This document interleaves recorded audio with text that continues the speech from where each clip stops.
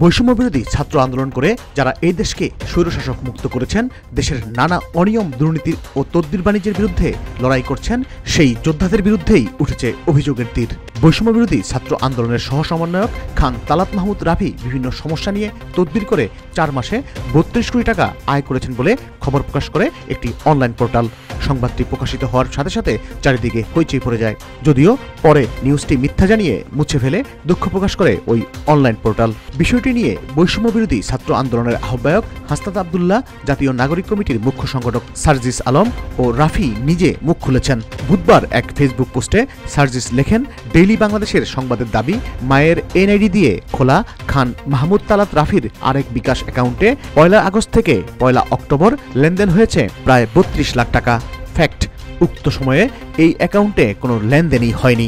ওই অ্যাকাউন্টে জুলাই থেকে ডিসেম্বর মাস পর্যন্ত মাত্র একবারই 20 টাকা লেনদেন হয়েছে।